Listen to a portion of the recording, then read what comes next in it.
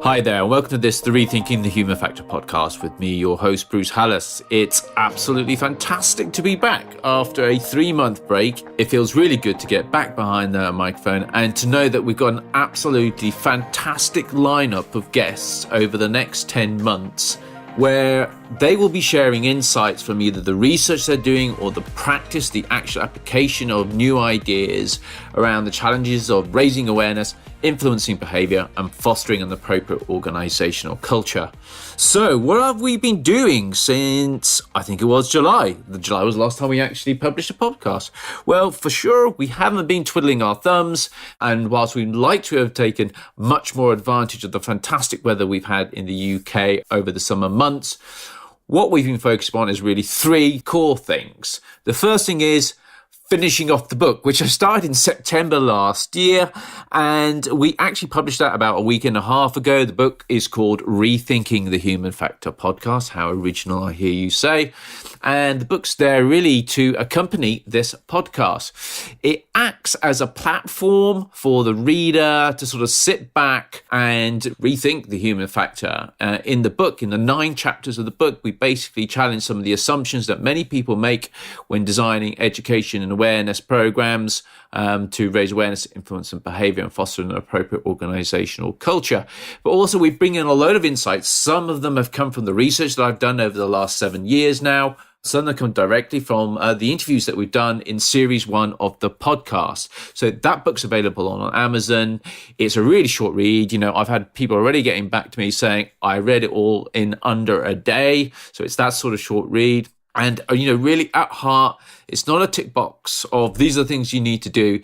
It sets out more of a philosophy about how we might want to think as an industry, the challenge within the human factor. So that's the first thing we did. And that's been published now.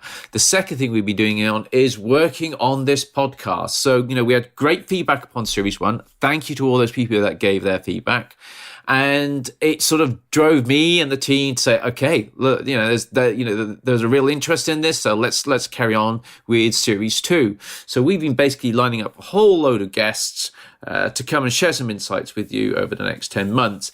And, you know, they're really, really diverse. This is the thing I really love about my role here on the show is really finding people from diverse background, diverse industry, diverse skill sets and disciplines and saying, okay, what can you share with us around the challenges of awareness, behavior and culture? And just to give you a sort of a taster of the different type of disciplines and backgrounds we're drawing upon. So yeah, we've got people that are going to come and talk to us, and they're talking about it specifically from an L&D perspective. You know, at the end of the day, it's all about change. So hey, why not talk to people that specialize in change management? Next thing that we've also done is, you know, it's really important to me. See, when you really get to understand the human factor, it's about understanding, you know, where the processing goes on. That's in the brain. So yeah, we've been looking at identifying people to come and chat on the show from a more neuroscience perspective. And we found a couple of people who turned the science sort of terminology into stuff that we can all get our heads around, quite literally. We've gone back to our old favourite, behavioural science, behavioural economics, behavioural psychology, sociology, all those things that we covered in series 1, we're going to be going through again in series 2. And then, you know, I'm a great believer that security is a product and that people actually do have a choice on the whole about whether or not they choose to buy that product, i.e. comply or not. And with that in mind, I've often sort of spoken to people and seen this challenge as a, you know, I've got a product and I've got to market it effectively. So with that in mind, and also with my marketing background from many years ago, you know, we're pulling up on people that are going to come talk to us about branding, you know, organizational brand, the information security brand, but also the personal brand. And then we're going to be talking to people about communications, customer service, above and below line marketing, and a whole range of other areas within the marketing mix, so to speak. So yeah, there's some of the disciplines that we're going to be talking about over the next 10 months. And the third thing that we've wanted to do this summer is that we've been planning the courses that we're running in 2019 and bringing to an end this year the program courses that we've been doing. So you can actually now, if you're really interested in the sort of stuff that we're covering, are you really interested in how does it actually apply to the challenge of education awareness, the human factor within cybersecurity? We've now got a range of courses for 2019 that have been planned. And so you can find those courses actually on the marmaladebox.com website, or just drop me an email at podcast@rethinkingthehumanfactor.com. That's rethinking with a hyphen, thehumanfactor.com. And I'll happily share with you what those training courses are. So, busy 3 months, and had to squeeze in there a trip with the family abroad as well, which we successfully did without talking about anything to do with the human factor. So, how are we kicking off the first series? Well, this is the first episode in series 2, is actually about looking back at series 1 and looking back at the last 3 episodes and trying to see what one of our listeners learned from those 3 episodes. And that listener is a lady by the name of Louise Cockburn. And Louise was, when I first started speaking to her, she was actually the education awareness manager for the high-end fashion brand Burberry. And then over the summer period, whilst I've been doing all those other things, she changed jobs. And she's now moved to an organisation called Quilter, which was formerly an organisation called Old Mutual Wealth. Now, in her new role, she's responsible for information security awareness and culture. And it's I know it's a hot topic with her. I know we've spoken offline, so to speak, about the challenges, but also the opportunities that are available to education awareness managers, or those that have got the responsibility of looking at organisational change around culture. There are lots of opportunities to rethink how we're going about that. And Louise is definitely on that journey. So without any further ado, let's have a chat with Louise. Hi, Louise. Thanks very much for joining us. Hi, Bruce. Thank you so much for having me on the show. Real honour. Absolute pleasure. So every time we invite one of the listeners on the show, we sort of ask them to sort of explain a little bit about what it is that they do or they're currently doing, and then a sense of what's the journey that's led to you being in that position, helping around education and awareness. Right, so it's the million-dollar question, and I'm sure everybody's slightly different with how they've come into it and how they describe it. For myself, I am starting at Quilter, which is an investment bank, shortly as head of security awareness and culture. Before that, I was working for Burberry, and before that, I was working for a FTSE 100 property company. Now, my journey into security awareness and culture has sort of happened in the past 5-6 years. I think I started about 6 years ago. And before that, I was working as a network and security engineer. So in the IT realm, so far, so fairly normal for a lot of people in my field. Before that, I was on help desk, so working in a service desk sort of facility. But before that, I was a snowboard instructor. So awesome. That's not as obvious as most people, but it's given me a different sort of perspective on things coming in. So yes, it's been about 10 years in IT as a whole, but now fixed firmly in security awareness and very passionate about improving culture and behaviour. Okay, that's a really interesting story. I think it's, for me, one of the things I really pick up on there is how you've come from that, the help desk network environment, and then you've made that move over into what many people call the softer skills, the human factor. And I think that maybe is a reflection for, I think that there is a requirement for that. You've got to have some knowledge of to some degree of that environment. Would you agree with that? You've got to have a knowledge of the environment to be able to do education awareness, or do you think you can do education awareness and get trained up on the environment?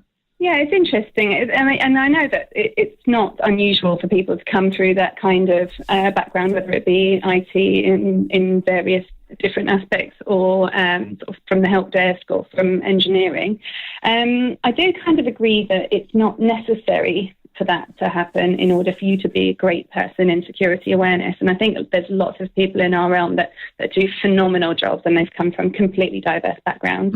I know that when I was doing some training, there was always a case of, if you get IT people into security awareness, they're like square pegs in round holes because they've got the curse of knowledge. But I think really I go the opposite way around, where when I was an engineer, I was more of the square peg in the round hole there, because people were where I did best at. And when I was on help desk, I was quite happy because I was working face to face with people. I was helping, I was communicating. And then when I moved from help desk into a more specific technological security and network engineering side of things, I was behind a machine, behind a command line, And it really impacted me, and I didn't really appreciate how much I would be taken away from working with people. So to move back into security awareness, and it was one of those things, sort of a cliched story in this industry of where, I had the least to do, so I was given this task. And I believe at the time that my manager was like, if you could just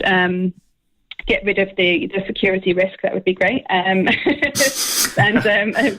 sort of walked away with that remit in mind. And from that, I was doing 50-50 of engineering and security awareness in my first role doing this. But I kind of knew immediately that was much more aligned to the things that I like doing and I'm better at, and I feel more intuitively that I could have gone and done something good with this. So that was when I decided to sort of step away from the constant Cisco training and learning about commands and routers and switching and all that good stuff, and to come into the sort of the people side of things. So really interesting story, and it's something that I've seen across a number of people I know individually who work within that environment, and they often reflect upon the point that the bit that they really enjoy is the sitting down and engaging with people. Yeah, definitely. So you've got to have an understanding of what needs to be done and why, but then it's about how you actually tell that story in a compelling way to get people behind what you're up to. And it's interesting because you then went back into like the command line sign, as you were talking about it, the sense of suddenly you had that disconnect, and that made you realize that actually the thing that you really enjoyed doing was the people element. Yes, absolutely. And looking around at me, I had so many colleagues. They're such talented engineers, really passionate about what they did, and they really loved doing it, to the point where they were going home and they were tinkering with things and sort of learning all these protocols and principles and abstract ideas and bits and pieces to do with the skills. And it was something that I couldn't ever imagine me doing. When you kind of identify that is not, it's your 9 to 5 and you want nothing to do with it. When you go home, it's kind of, you have to have that conversation with yourself of, well, is it something I should be doing in that case? Whereas when we came back to, there's this human element that we need to address, and you need to get more involved with people, and that sort of identifying and empathizing and understanding side of things. And that was immediately that whole light bulb clicking. Yes, definitely, that's where I want to be. I'm quite happy to go down that path, and I want to make this the direction I go in. Mm-hmm. So much happier in that realm. And, I'm happy to leave the engineers to do their engineering. It was fun and it was interesting and it was very fulfilling in certain aspects, but definitely I think there's other people that do a much better job than I do of it. Okay. So now that you sort of, you've made that step, one of the things that we wanted to cover really in today's podcast, we asked you to look at 3 particular chats we had with guests. There was Dan Ariely, there was Rachel Laws, and then there was Sui Wong.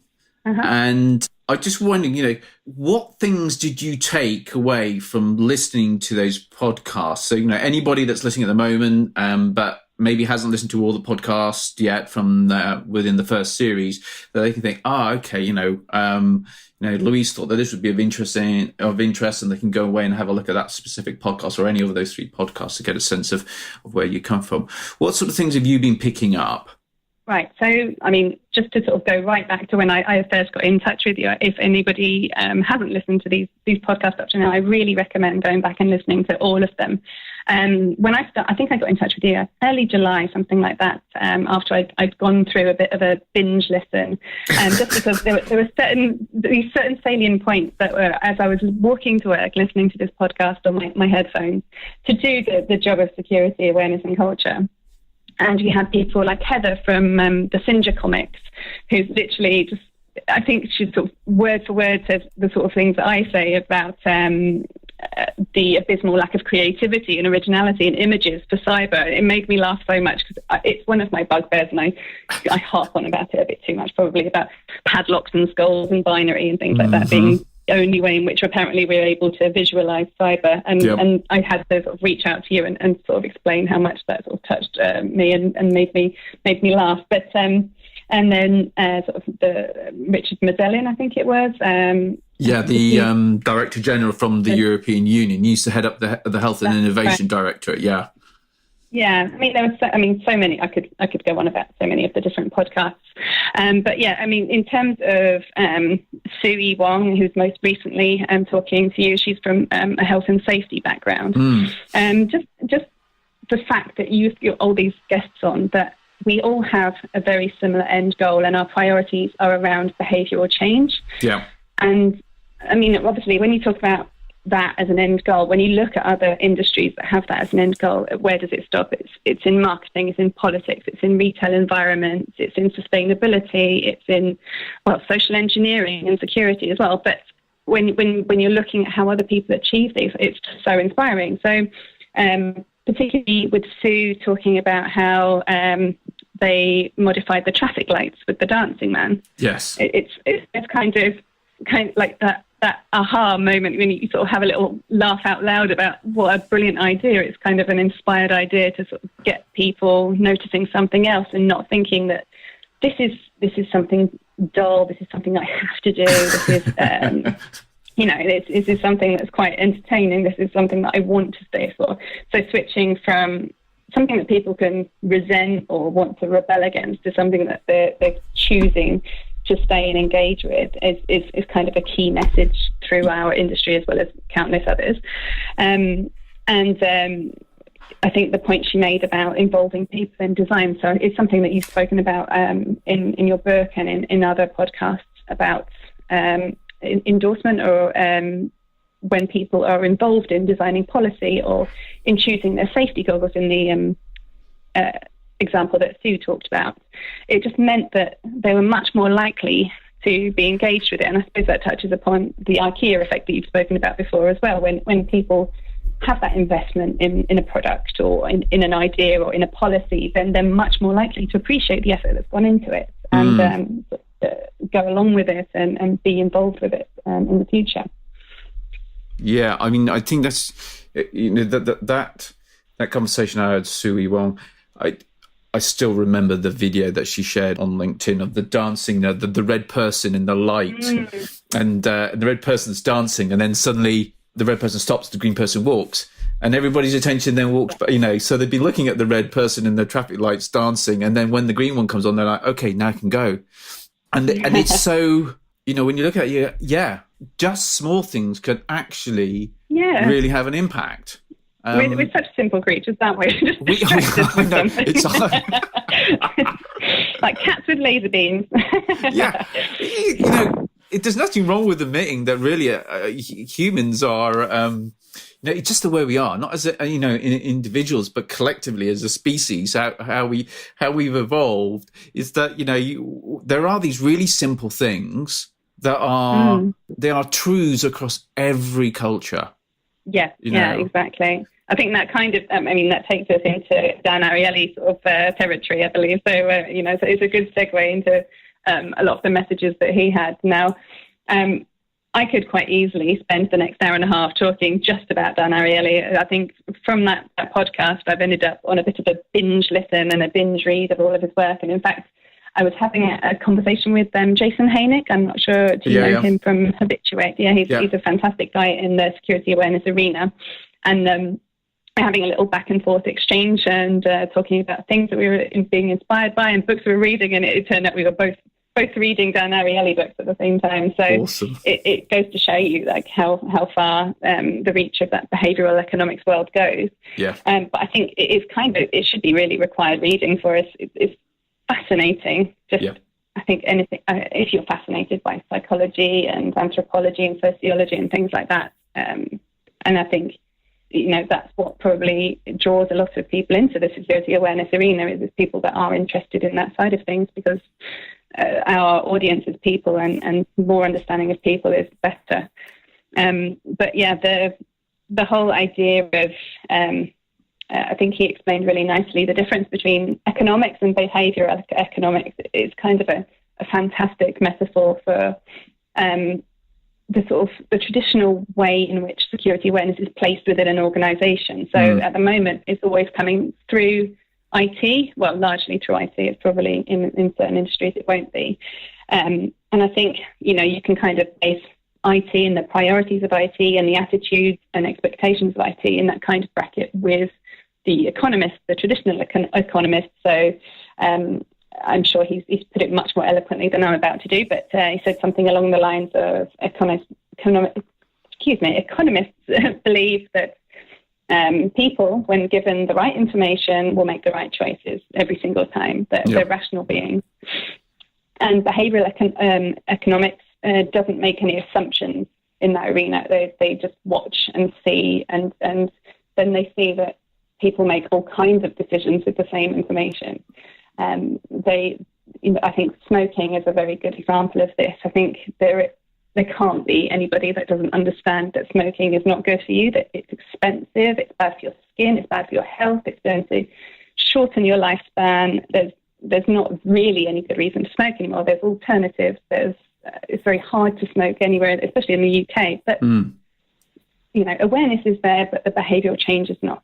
Yeah. Whereas on the other hand, you've got things like these latest push towards sustainability, and especially around single-use plastic. And I'm sure you've probably seen there's been a huge amount of media around single-use plastics at the moment. Yeah. And so the sort of resonant image of that poor turtle all sort of caught up in plastic wires, and beaches in beautiful areas of the world are absolutely covered in revolting plastic and litter. Mm-hmm. And I think that has had, in a much shorter amount of time, a much bigger behavioural, cultural change to, I thought we're starting to at least see shifts in our understanding and behaviour around single-use plastics than the no smoking campaigns probably had in years. And I guess with that, what you've got is that emotional impact, and you've got all that going along with it. So that imagery is really, it leaves a lasting impact with you, and it does start to not only make you aware, but actually change behaviour and change culture. The story you just told, the example you just gave me is a great example around the emotional impact. The sense of, you can have all the reasons explained to you why smoking's not good for you, and you give quite a few there. And then you've also gone on to, just the environment is difficult for people to actually smoke. You smoke outside, stood outside in the rain, in the cold to have a cigarette, and yet people will still do that. And, they'll have their reasons for doing that. And so even with all that data, and knowing the harm to oneself, people still do it. Now, there's a lot of people that have given up. And I think this is the thing this is one thing that I'm consistent. People challenge me often and say, well, you're saying we need to throw everything out and start again. And I'm saying, well, I'm not saying that, because, when we haven't got 100% non-compliance with our security policies. It's about marginal gains. It's about finding how you can tweak things to move on a little bit. And I think the smoke one's an example where it's got to a point where you're like, okay, it's hit this certain point now where, you have to think about things which are a slightly different approach to how traditionally people have tried to influence behavior. And then that's where, the things like you start looking at the campaigns that have worked, like, the issue of plastics. And you look at it and go, they seem really simple, but they are tapping into something which is, which is a key influencer in any actual decision that's made, and that's the emotional side of things. So it's a great. My children look at things around plastics; they really pick up on plastics now. Brilliant. It's fantastic. We were on holiday in France, and we noticed in the one particular supermarket they had these disposable plastic bags that you normally put your vegetables in and that sort of stuff there. Yeah. And they're disposable, but they were degradable. Okay, great. Yeah. Yeah, and I just had to take a picture, and I said, I put it up, shared this amongst our friends. I go, this is what we ought to be doing in the UK wherever possible. And I think one of the supermarket stores has actually introduced them now as well. But that whole emotional bit in terms of if you've got those people that are struggling to get into complying with your policy, it's then you start to think, well, actually, how much. Look at all these other campaigns that are happening. What is it that makes them a success in bringing around changes in behaviour, isn't it? Yeah, definitely. It's probably, I might be in a bit of a bubble living in London, but you do start to see those little changes happening. Like when you go out to get a drink, I feel like I need to either take my coffee cup with me, and I feel guilty when I haven't brought it with me and I need to go and get a coffee or something, or my water bottle, and I can fill that up and I feel like I'm doing a little bit there. And also you go to bars and they're having paper straws, which aren't a great drinking experience ultimately, but at least it's not a horrible one-use plastic straw for no good reason. So yeah, I think those are sort of the sides of things that we are starting to see. And actually, you made a really good point with your kids and that kind of I can't remember what they call it, the power of children, the badgering sort of power that they have.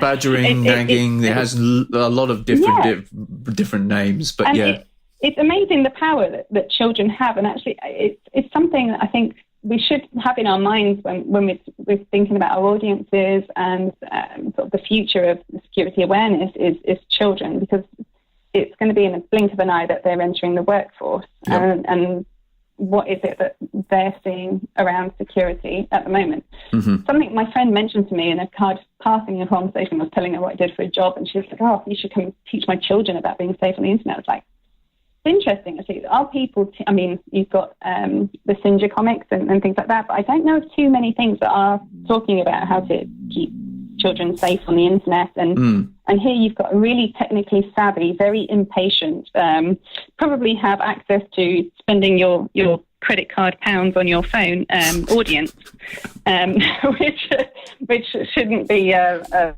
small matter at all, but it's something that I think has a lot of power. I've seen a really good campaign the last place I worked on the sustainability side, actually, and they used videos of the senior leaders' kids talking about how they see the planet in a few years' time or in 20 years' time. And it was brilliant. It was both hilarious and quite poignant at times, but it really sort of left an impression with everybody, and I think it had one of the highest rating feedbacks of anything. So I think as an audience and as a marketing tool, it shouldn't be underestimated. No, not at all. I mean, the power of children's, I get it. I had my children quite late in life. So I've got, they're sat in the back of the car and they pick me up for having one hand on the steering wheel. and it's like, it's almost like having my driving instructor sat in the back, but they're a lot smaller. They just keep repeating the same thing over and over again. And I just wonder how far you could go with that in terms of within an organization. It's like, okay, so we need the staff to let all the senior managers know you're not complying with the security policy here. And could they get away with what children get away with at the end of the day? Yes, exactly. Actually, it was something I was discussing. I had a sit down with a guy called Flavius who works at Think Threats. Recently. Really great guy. It's a really good company, actually, and he's got some amazing ideas and thoughts around the area of security awareness. But I was saying to him, we should do something like this as a challenge within organizations of create a video, like a sort of little YouTube-esque video with your children. You can pick a threat or a risk or a behaviour or something like that, and you and your kid learn about it, and you produce a little video about it, and you can have some kind of prize at the end of it for who does the best one. But I think it would be amazing for people to go away and actually work with their children to the point where they know it so well that they're able to teach other people about it. So teach us in a video about it. I think when you know something so well, you can teach. That's a great sign of understanding. So anyway, it's getting off topic, but it was an idea I was having about ways in which you can harness your senior leaders in an emotional way. I wouldn't say it's off topic. I mean, it's an interesting point because that role of children and the connection people have with children is very, very deep connection. You've either, most people know children in some capacity. They've either got children or they know somebody who has, their family members, all that type of thing. And there's quite a strong bond. You can connect to things. There'll be moments that really have ingrained within you and a really strong connection. And that's the reason why those programs and those comedians get huge ratings, because it's partly driven by that emotional connection. So actually, the point you make is, I guess, the sort of thing that this show's very much about, which is that, okay, if you know that, how can you get creative with that knowledge? okay, to come around developing something. And the example you've just given is, okay, is it an idea worth exploring where people within an organization actually spend some time with their children? One, the children learn something. Two, probably the adult learns something as well. And three, if you create some sort of video footage of it, you need to check data protection and all those type of issues as well. But then you create content, and then, you basically create your own content within the organization, which is something I'm absolutely keen upon trying to promote, the sense that you can create a lot of content yourself. And if it has sometimes people create really polished content, but it's clear that it's come from, we do agency, we do this sort of thing where people say, we don't want something that's polished, but it's like, okay, but you can either have something that's really polished, or you can have something that's actually a bit more raw, but it appears to be more from the heart. That way, isn't it? Yeah. There's a massive push towards that integrity and authenticity in content at the moment. I see it in various fields of YouTube and Instagram, and I think people are just becoming a little bit more wary and cognizant of these ultra polished, very, insincere seeming pieces of content that have clearly been made for purpose, and are just too perfect to get on board with. But it'll be interesting to see sort of if that gets picked up, or if it's not good enough to get past the internal comms guidelines or what have you. But I would prefer to see more authenticity in content that's created, I have to say. And that raises a point, because you mentioned there the interview that you listened to with Heather at the Sinja comic. And that was one of the things she was really sort of banging the drum about. And I'm completely behind her on this, which is that, the internal comms guidelines often get in the way of the levels of creativity that you can bring to this particular challenge. And I understand why guidelines exist, but I guess one of the struggles I have, and I just maybe put this through to you, is if the objective is just to raise awareness, okay, and I completely accept that some people just want to raise awareness. If then maybe something which is complies with corporate guidelines is fine. If the objective is to raise awareness with the objective of being to sort of try and influence behaviour, then there is a risk that, it's almost like there is a risk to that happening. If I just stick within the guidelines, then there is this risk. And then I guess the question I would pose to you as somebody that works in education and awareness, do you need to go and tell somebody about that? Do you need to say, well, look, I could stick to the guidelines, but these are the risks that are associated with doing that in terms of me achieving my objectives, which I'm measured against? Yeah, it's a difficult one. And I come from a company, particularly my last company has a very, very specific tone and corporate communication sort of guidelines and aesthetic that was very particular. And it did really give me a huge understanding and appreciation of working within that environment and the restrictions that creates, and actually, in another metaphor for security, is the ways you get around it. So, when something is so restrictive, do you do things perfectly that way all the time, or do you find other methods of getting the same goal achieved? Maybe doing things smaller, doing sort of more small channel communication, so that you can create something for a very small audience and just do it as a presentation, so that you can be a little freer with what you say and how you say it and what it looks like at the end of the day. So I appreciate it in some ways, actually, because it does make a really nice working environment and a cohesive brand, and your understanding of the brand is second to none. And actually with my last company, it's interesting to see, because there's been a huge shift at the top with a change of CEO and a change of creative lead. And I'll be interested. I'll be absolutely following how they get on over the next few years, because I think that culture and aesthetic is going to change over the next few years. There's a big shift there, and it would be super interesting. I'm sad I won't be there to sort of experience it from the inside, but to see how that plays out in terms of comms and what people are able to do. Uh-huh. Now, I'm going to ask you a question about it, because I've been having conversations with a number of people where they talk about influencing behaviour, and the natural thing within the industry is to think about comms. The means by which we influence behaviour is to communicate our expectations to employees or contractors, anybody else that, he's going to be coming into contact with our information or information systems, that type of thing. So, and there's obviously a role to play in that, making people aware. But this is something I put to somebody relatively recently, where one of the challenges they were hitting was the sense of, this is our internal guidelines in terms of any form of communication with the employees on a organization-wide basis. And there were some there, and we were like, okay, fine, but we felt that it was going to really crush the sort of creative themes that we were looking to pursue. Mm-hmm. So then I was like, okay, so maybe it's not about communication then. And this goes back to a point you sort of, like, I guess you were alluding to a little bit earlier, or at least a bias that we have, the sense that you can influence behavior by just redesigning the process. Mm-hmm. So if people aren't reporting incidents, okay, the temptation is, let's communicate about the need to report incidents more. Yeah. Which ties into the point I think you neatly summarized it with the chat with Dan Ariely. Dan was talking about, he talked about, if you present people with information, in effect, behavioral economists will say, you present people with information, then the assumption that people make is that they will logically sort of process that information and they'll come out with what you expect. Yeah, that's a very binary way of looking at things, isn't it? Yeah, and it's actually called utility theory.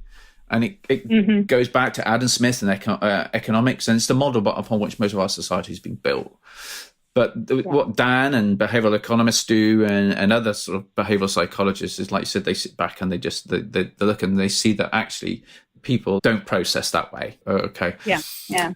But I think the thing that came out from what you were saying about Dan as well was the sense that behaviors, when you read Dan's books, he'll talk about choice architecture. Yeah. So, when we give somebody a policy to comply with and we communicate that you need to comply with this, actually what we're doing is we're presenting them with a choice. Yeah. Comply, don't comply. And the process to, let's say, report an incident might actually be the problem. Yeah. So one of the things that, we work upon is, if you reduce the amount of friction in anything if you're trying to change a behavior, if you reduce the actual friction in that change, in that behavior, then you're more likely to get somebody to comply with it. Definitely. Yeah, I completely agree. And that's not a comms piece. No, it's back down to the technology and process part, isn't it? Absolutely. And this then ties into the point I was trying to get to when I was talking about with Dan. You were sort of talking about the IKEA effect and how, people genuinely feel that they tend to value something that they've built themselves a lot more than something that somebody else has built. And there's another thing, it's also called endowment. And then you go back to how organizations come up with the policies and the process and procedures that, you as an education and awareness manager, you part of what you're about, your objectives are awareness, behavior, culture. You make people aware of how you expect them to behave. Yeah. And then, so you make them aware of how you expect them to behave. But the challenge comes in that maybe the behavior, I like to think of it as the security product, hasn't been designed with them in mind. And on the whole, and I'd love to get your view on this one, on the whole, most organizations leave it to the security function to do the majority of the development of the policy work. And they get involved maybe to review it. But they're not... the rest of their... Yeah. And it makes sense because most areas of businesses are like really, struggling for time. So somebody comes to them with we need to develop some policies, and they're like, okay, well, you develop the policies, we'll review them. But it's a bit like saying... it would be a bit like somebody developing a new product and basically they're not going out and doing the market research. They develop a product, they then launch it, and then people sort of like go, oh, okay, I like that bit, but I don't like that bit.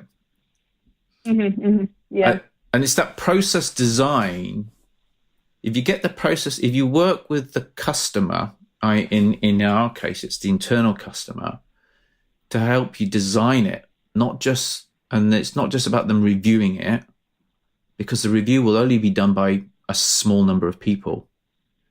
But if you get them to design it with a larger number of people to come up with their own policies under your guidance as security professionals, you end up developing a product that they have endowment in, and that's where you kick in the IKEA effect. Yeah. Which means it's I agree. Probably more likely to be a product, if you want to think of it that way, or a policy that they're going to comply with. And I think what Dan's point is, the point where they're going to make a decision about whether to comply or not, they'll put more value on it because they'll know that they have somehow contributed, or they're aware of how their business function has contributed to that. Yeah, that's true.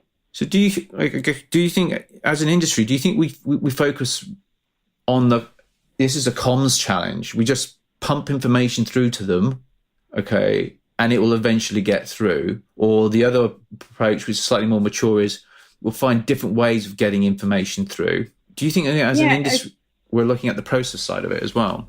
It's an interesting one. And I think definitely we are left with that as an approach at the moment.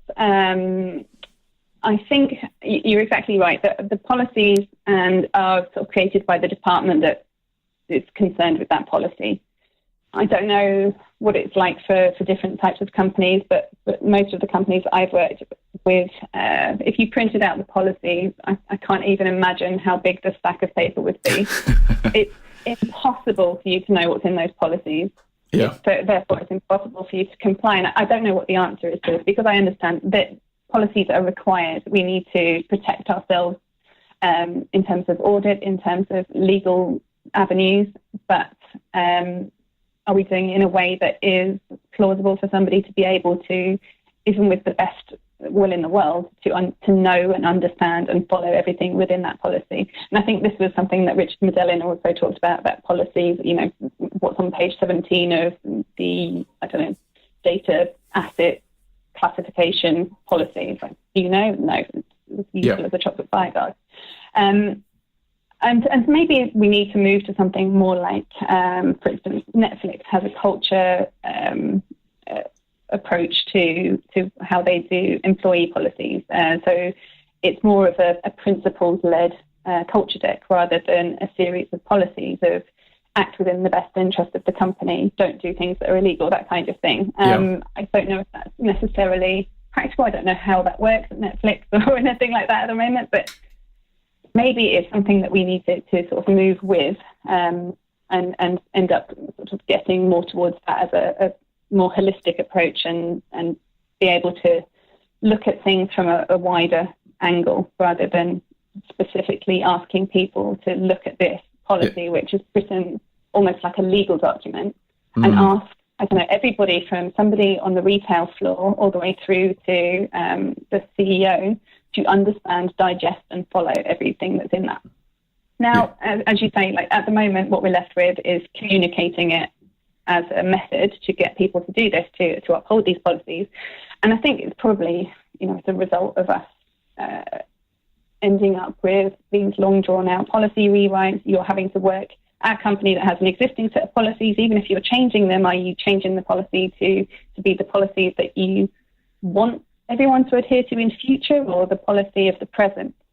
Are you involving the right people? The amount of people that have to sign off on these things at the end of the policy writing is unbelievable, and it's like to get it through sign off is sometimes the hard part. And where does that leave us? I mean, we're always in a state of flux with where the policies are at. Are they being changed? Are they being rewritten? Are they in sign off? Are they signed off? Are we doing something for the next 5 years? Are we doing something for where we are at this point in time? And all the difficulties that come along with that.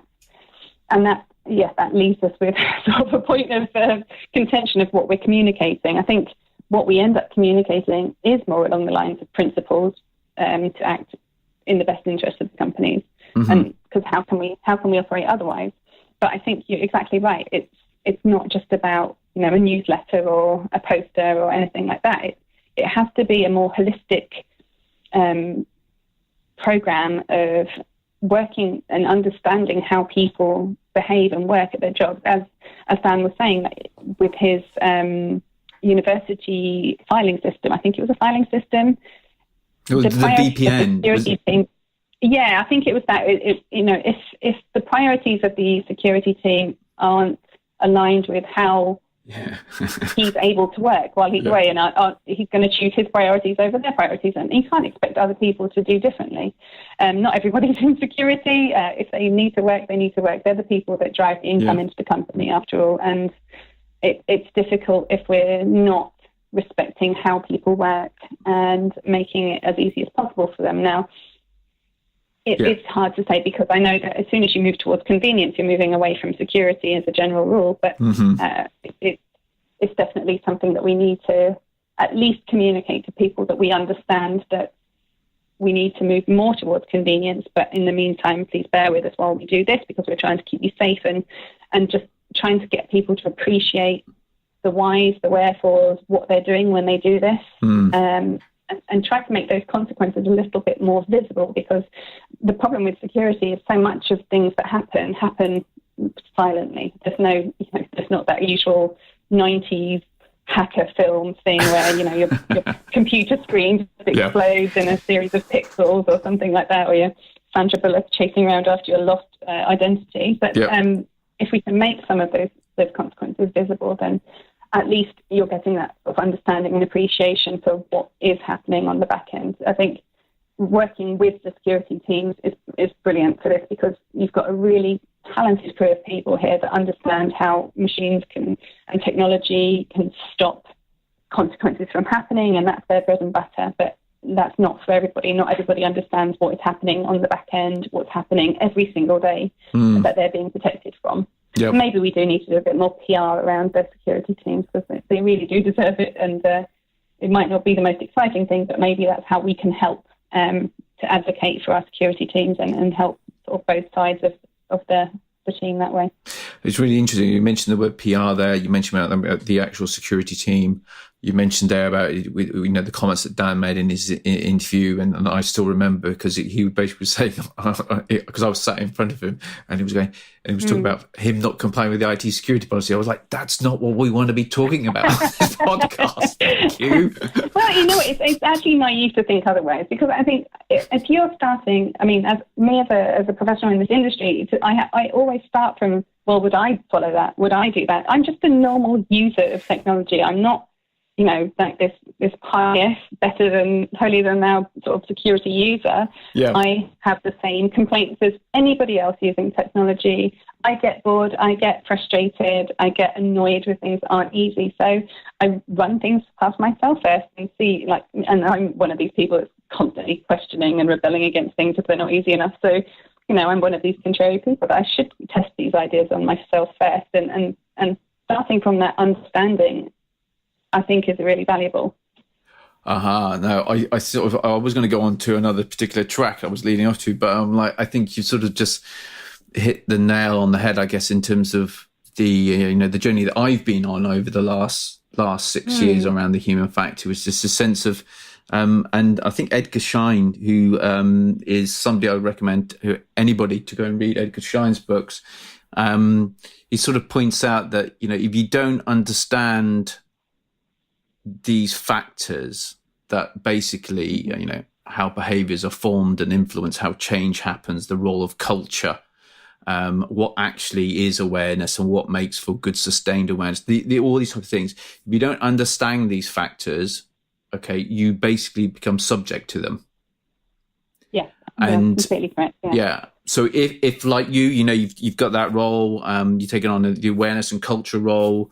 There's probably a mention of behaviour somewhere in the requirement for the role that you're filling as well. It's the sense of you don't understand awareness, behaviour, culture. If you don't take the time to sort of step back and have a look at it and the phrase I use is rethink, rethinking the human factor. You're just like, okay, yeah, then you are subject to them. You cannot plan for them. Definitely. Yeah, and I think it was interesting when you sort of just alluded to that sense of you need to really understand these things. You need to understand, the role of value. Dan talked about his conflict in values. He's got value A, and his security function had value B.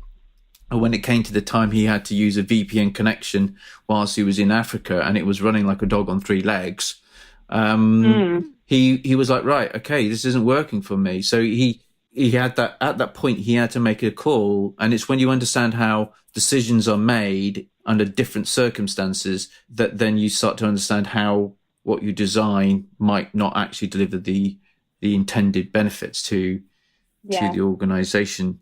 And it raised another one, which, for me, the role of, what is culture, the role of values within culture and the role of principles within culture. We were fortunate enough to be asked by IC Squared to run a number of workshops around Europe. And we had hundreds of people attending. I think we probably had nearly like 900 odd people attend over the six events. And every event I asked everybody, okay, so you're here to think, you're talking about security culture. And I asked everybody there, I was like, okay, who's got a definition of culture? And I had 6 people out of 900 raise their hands. It's interesting because I guess the exercise in itself was to point, those people who are responsible for culture, and there's culture in their job spec, for example, culture is something in effect they're being asked to deliver. And then you're like, so what is it? And actually most people I sort of come into contact with, and we've sort of mentioned it in a couple of the podcasts as well, if you haven't got a clear definition of what you mean by awareness, behaviour or culture, you haven't got that sort of end goal in mind. And I think you sort of mentioned principles and you've mentioned values, and these things are, for me, are really part of the organizational culture, which leads me to this question for you. And this could split the audience. Are we looking for a security culture, or are we looking for an organizational culture that values security? I think it has to, well, it depends on what industry you're working in, I suppose. If you're working in somewhere like Dropbox or KeyPass or somewhere like that, then I would imagine that you would really want to go for security culture above all. If you're working for a company that makes their money through selling high-end fashion, I think you need to be looking at an organizational culture that values security. And I know that's, I'm sitting on the fence on that one. But I think you have to keep in mind that at the end of the day, what is the strategy and the end goal for the company? And, we do need to keep, you need to keep your assets safe. You do. But you also need to be bringing in money and continuing to operate as a company in the best way you know how. Without interfering with that as a security function. I think it's a great answer. It was a bit cagey, wasn't it? No. I think it's a great answer, and it keeps everybody on both sides of the fence listening into the podcast as well happy, which is really important. But I think it's an interesting point. It's sort of, and this comes back to branding, and branding is something that we raised upon, and we've got a couple of guests coming towards the end of this year where we're going to be talking about the specific issue of branding around security as a product and the brand and all that sort of stuff. But it's an interesting point, because if the organization's brand and brand values require security, and, if it's not like a secondary purpose, it's something that the clients want, okay, and it's really up there and it makes the difference, then I think you've got to be aligned specifically with that in mind. If you've got security product to sell, or security service, managed service, product, whatever, then it's got to be a core part of what you do as well. It's got to be. Whereas if you're if you're doing high-end fashion, then I think the thing you need to be looking for there is, how do I align security to the values of the brand? Yeah, definitely. And to be honest, I'm going to be able to sort of better tell you that in a few months' time, when I'm embedded into a role that's probably going to be much more security on the front end of things as a value. So TBC on that one. Okay, right, great. We'll have you back on the show, no problem at all. Okay, so, was there anything else that really... you've covered a lot, and you've been very... one thing I noticed here is, in terms of... I don't use it as a bias, but you've really, really focused. Initially, you started on that awareness piece, but a lot of what we've been talking about is really just around behaviour. Mm-hmm. Yeah, no, definitely. I think it might be something that our industry is kind of evolving into, where we almost need a rebrand at the moment, because I think a lot of the roles and jobs and job descriptions that I've seen over the last few months and little while of working has all been moving towards, well, it's moved out of governance and compliance roles into security awareness. So that's a good shift. So obviously people are understanding that, the two are quite different aspects of the same sort of security side, security coin. Yeah. But I think awareness is only the foundation. It's not the end goal. We want the end goal to be the behavioural, cultural changes. So making things a habit rather than something that you have to think about and is clunky. So it might be that we need to rebrand away from security awareness and back into or going into security culture or security behaviour or something along those lines. So that we start to think about what's next after awareness, because it's all very well and good pointing people towards security and saying, this is security, this is a risk, this, that, and the other. That is literally the underlying foundation of what we need to do. We need to move on from that into actually making a change. So it's back to the examples of smoking versus, quitting smoking. People understand the problem with smoking. Does it change their behaviour? Does it make it, does it make you a pariah in your culture, I suppose, would be the next step from that. Yeah. Yeah, and I'm really happy that you said it, because that's something that's dawned on me. Part of all the work that I've done is this sense of, when you realise that, there's such a thing as anchoring, okay, and you're framing a discussion. And so, but are we as an industry, when where if you've got a CISO that creates a strategy, a cybersecurity strategy, where there is a requirement for education and awareness, and that's presented to the board, and the board buy into that, are we framing it straight away? Are we focusing their minds on education and awareness? And actually what you meant was, really education and awareness are just part of the means by which you're driving behavior to comply with your policy to drive your risk down. Yeah. And I think it's when you're spending that time to understand how behaviours are formed, you start to realise that sometimes the language I think we may use collectively in the industry is anchoring our success. It's almost like we've got an anchor. We can only go so far because we're talking about awareness and education, and do CBT, get people through the test, make sure they've got the right level of competency, education bit, tick, awareness. Yeah. We run a campaign, we run emails, whatever it is, tick. And so in the eyes of the board, it's like, we've done it. Yeah, back to economist view. Absolutely. And so I'm completely behind you on that. I think it's a difficult one, because most people are sort of like going down that. It's not going to happen overnight, is it? No. And one of the things I really do believe is driving that change that you described, which is, education and awareness coming out from underneath governance or compliance, that type of thing, and that your own separate education and awareness function or head is also the fact that GDPR mentions education and awareness specifically. Yeah. ISO 27001 says education and awareness. Yeah. Okay. PCI DSS definitely says awareness. I think it probably says education as well. But, basically at the end of the day, everybody has to go through training. Yeah. And I think the opportunity could be that, these organizations, the people that create laws and regulations, perhaps there's a lesson there for them, which is that, look, you're putting this in and that's great. And it's driving the industry to actually, rethink how it structures itself to address the challenge. But are you, by doing that, setting a rod for the back in terms of actually managing risk effectively, which is that really at the end of the day, it's about behaviour.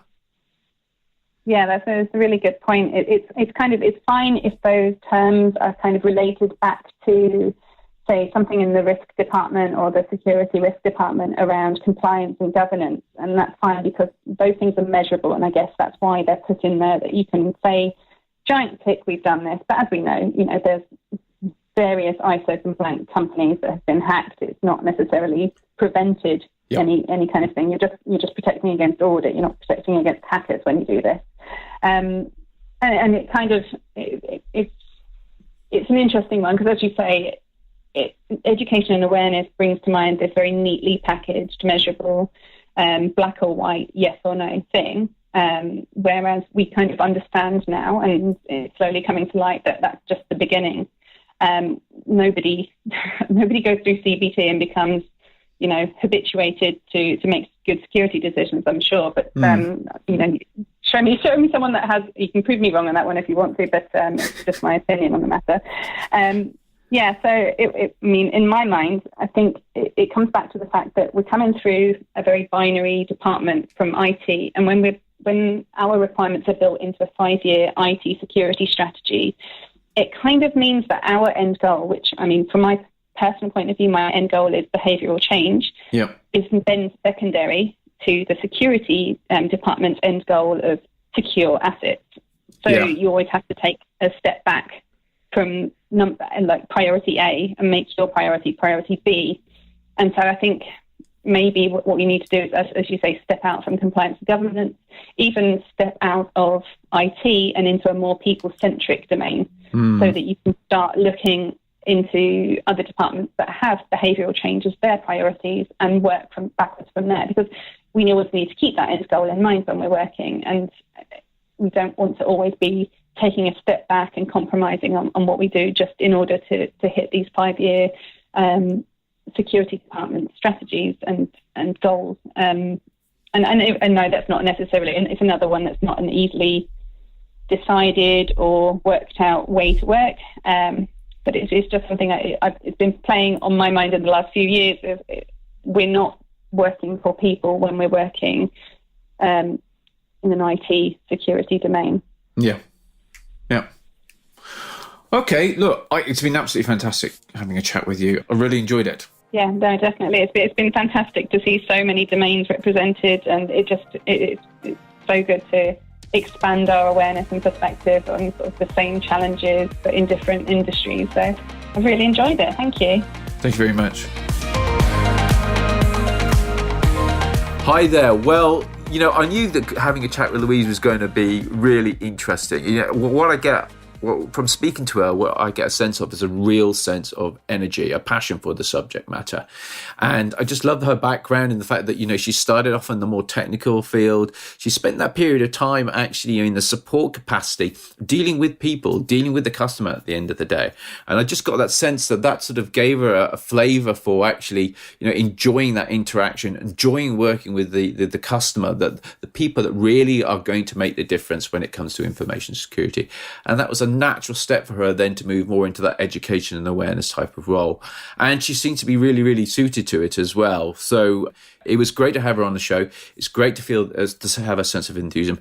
It's great to hear actually, and the team were talking about this, the sense that she really gets something from the podcast. She really understands that actually the challenges of awareness, behaviour and culture are not unique to cybersecurity, and that, as an industry, we can really, really gain a lot from actually dropping the industry firewall, opening up some of the ports on that firewall even, okay, and sort of reaching out to those people who specialise in awareness, behaviour and culture, who have been doing it for years and have got proven results. Bringing those insights in, which is a key part of what we're trying to do at Rethinking the Human Factor, is really important. And I'm glad to see that she's taking so much away from it. And it's a sort of reinvigorating how she addresses those challenges for the organizations that she works with. So absolutely fantastic to have her on board and share her thoughts. If you would like to be considered for coming on as a guest, as a education awareness CISO information security consultant guest to talk about the last 3 episodes, then you can do that. Just drop me an email at podcast@re-thinkingthehumanfactor.com. That's right. So podcast@rethinkingthehumanfactor.com, dash between re and thinking. Okay. And we'll have a look. We'll have a chat. And then what we'll do is we'll see about whether or not we can plan you into coming on the show. So, couple of things I just really wanted to cover off before we tie the knot in this particular episode. The first one is I just want to remind you that I did bring out the book, Rethinking the Human Factor, and that it is sort of you can think of it as an accompanying read to the podcast, and you can get that on Amazon. And if you buy it and you love it, please do leave us a review. Talking about love it, if you do love the show, if you do enjoy it, okay, then it'd be great to hear from you. You can do that at the email address, which I'll give again at the end of the show. But also you can do it if you're downloading the podcast from iTunes. Please do leave a review for it on iTunes. It will only take 30 seconds. The other thing I'd like to remind you about is like how you can stay in contact with what we're doing here at Rethinking the Human Factor. And the best ways that you can do that really right now, the thing that we've just kicked off is on LinkedIn. And that's the Rethinking the Human Factor group. That's right. So on the group, we'll be making sure that you know when the new podcast comes out. We'll be telling you a little bit about the podcast in advance of the podcast coming out. And we'll also be running webinars specific to the podcast, with the view being to sort of like spending 20 minutes actually going through some questions that you may raise around the podcast, and we'll be answering those within the webinars, okay? There's other things that we'll be using LinkedIn group for as well, general discussions around awareness, behavior, and culture, and other ideas which we believe are going to be of some value to you if you work in the human factor. So yeah, great way to stay in contact with everything that we're doing is through the Rethinking the Human Factor LinkedIn group. Pop us an invite. Okay, so what's the next podcast all about? Well, the next podcast is actually with a lady by the name of Stella Collins. Stella's career has actually winded through IT service delivery, security, and even an element of security training. She's really quite interested in cybersecurity, but actually having the discussions that I've been having with the first opportunity to really think it through in relation to what she really does now. What she does now is help develop learning and development programs. Now, Stella has a real interest in terms of the neuroscience, the behavioral science impact in terms of design upon L&D. And so she was a natural fit to my needs to within the show to actually try and bring somebody on who can talk about, bits and pieces of what we've been talking about over series 1 and will continue over series 2 and how that might shape an L&D program. Absolutely fantastic conversation with her. Some uncomfortable truths in there. I'm not going to tell you what they are, but, Stella really blows apart some of the assumptions that we all naturally make, okay, when it comes to, learning techniques.